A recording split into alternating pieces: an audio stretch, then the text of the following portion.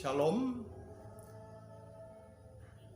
Pada kesempatan malam hari ini saya akan berbicara tentang Ayub. Ini bagian yang terakhir yang kita bahas pada malam hari ini. Ya, kalau ada satu pujian yang mengatakan, bila kau izinkan sesuatu terjadi, semua itu untuk kebaikanku. Ya, saya kira lagu ini tepat dengan peristiwa yang dialami oleh Ayub. Masalah yang begitu berat, badai kehidupan yang begitu dahsyat yang dia alami, itu adalah seizin Tuhan. Amin, Bapak Ibu. Kalau Anda mengalami masalah, itu juga ada seizin Tuhan. Dan semua itu Tuhan izinkan karena Tuhan punya rencana yang terbaik, yang terindah buat saudara-saudara semuanya. Nah, pada kesempatan malam hari ini saya baca satu ayat saja. Bapak Ibu membaca ayat 1 sampai yang ke-17 dari Ayub pasal 42. Saya baca khusus satu ayat di dalam ayat yang 1 dan 2 pasal 42. Maka jawab Ayub kepada Tuhan, aku tahu bahwa engkau sanggup melakukan segala sesuatu dan tidak ada rencanamu yang gagal. Amin.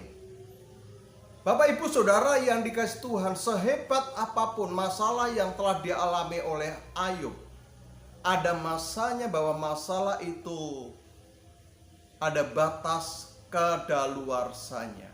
Ada masa di mana masalah itu menjadi expired. Ya, expired. Masalah itu tidak terus baru, fresh tidak.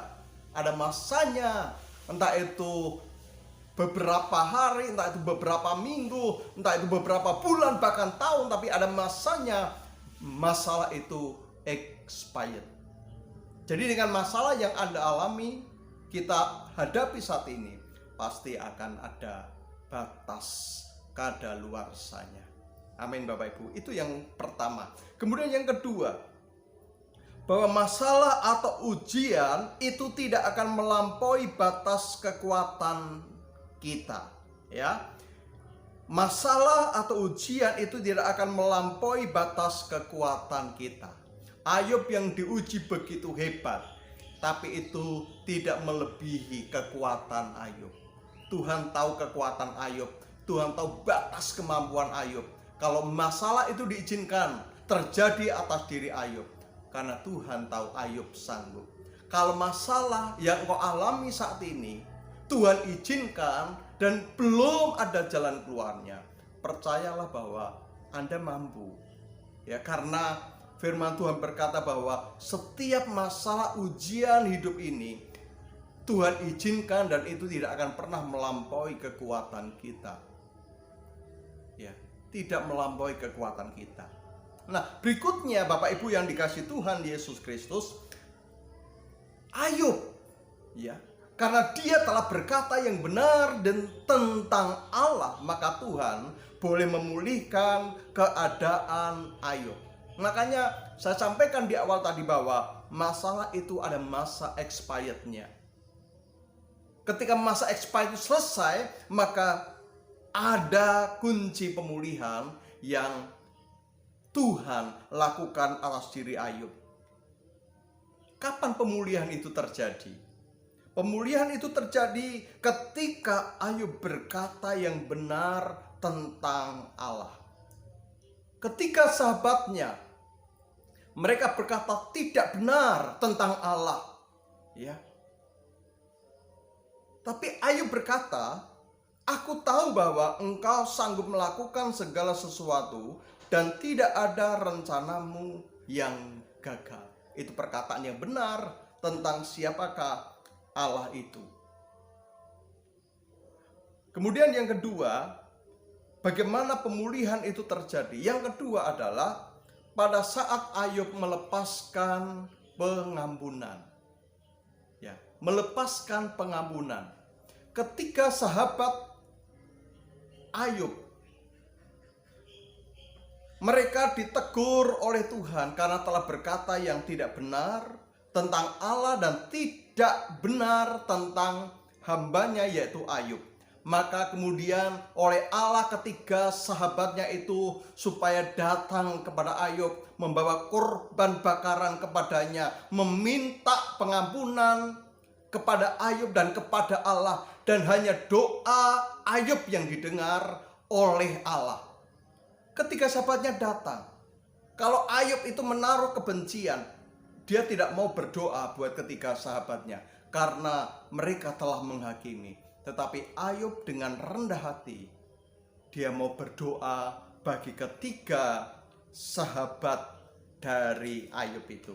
Nah, sehingga di dalam ayat yang ke-10, lalu Tuhan memulihkan keadaan Ayub setelah ia meminta doa untuk sahabat-sahabatnya. Jadi kunci pemulihan itu terjadi adalah ketika Anda mengampuni orang-orang yang mungkin pernah bersalah kepada Anda. Bapak, Ibu, Saudara yang dikasihi Tuhan, kiranya firman Tuhan pada malam hari ini membawa kita semakin mengerti bahwa Tuhan itu Tuhan yang berdaulat atas setiap kehidupan kita, bahkan masalah kita, masa depan kita, kalau kita sungguh-sungguh berkata benar tentang Tuhan, mengimani dengan sungguh-sungguh bahwa Tuhan itu Tuhan yang hidup, Tuhan yang luar biasa. Saya pastikan bahwa hidupmu akan selalu mengalami pemulihan yang dari Tuhan. Pada kesempatan ini saya akan berdoa buat Bapak, Ibu, Saudara semua di rumah masing-masing dengan keluargamu masing-masing. Kita percaya bahwa Tuhan Allah hadir di tengah-tengah keluargamu. Tuhan berkarya dalam keluargamu, Tuhan berkarya melindungi akan rumah tanggamu. Tidak ada yang mustahil bagi Tuhan. Sebesar, sehebat apapun masalah yang kau alami, kalau engkau mengandalkan Tuhan, Tuhan akan turun tangan. Mari saya akan berdoa buat Bapak, Ibu, Saudara semua di rumah saudara masing-masing. Tutup matamu dan kita memandang akan Tuhan. Bapa, dalam nama Yesus, kami berdoa menyerahkan buat saudara-saudara kami, jemaat Tuhan di Gereja Isa Al-Masih Subah, baik mereka yang ada di Pekalongan, mereka yang di Subah, mereka yang ada di wilayah Limpung. Kami berdoa buat mereka semua. Turunkan anugerah dan berkat-Mu atas mereka. Biarlah mereka mengalami Tuhan dalam hidupnya. Mereka mengenal Tuhan bukan dari kata orang, tetapi dari pengalaman hidupnya, bahwa Tuhan itu Tuhan yang hidup. Kami percayakan setiap anak-anak-Mu, orang tua, anak-anak, kami percayakan mereka semua di dalam nama Yesus. Kasih karunia Tuhan melingkupi mereka, tutup bungkus mereka dengan kuasa darah Kristus. Terima kasih Bapa. Hanya di dalam nama Tuhan Yesus Kristus kami menyerahkan malam hari ini dalam istirahat kami. Damai sejahtera dari Allah yang melampaui segala akal memerintah hidup kami dari sekarang sampai selamanya. Dalam nama Yesus, haleluya, amin. Saya ucapkan selamat malam, selamat beristirahat, dan selamat bertemu besok sore dalam ibadah streaming online, yaitu di dalam Minggu Palma. Nah, apa itu Minggu Palma? Bapak Ibu bisa ikuti besok sore dalam ibadah di streaming lewat Facebook Gereja Isa Al-Masih Subah. Tuhan Yesus memberkati kita semua. Amin.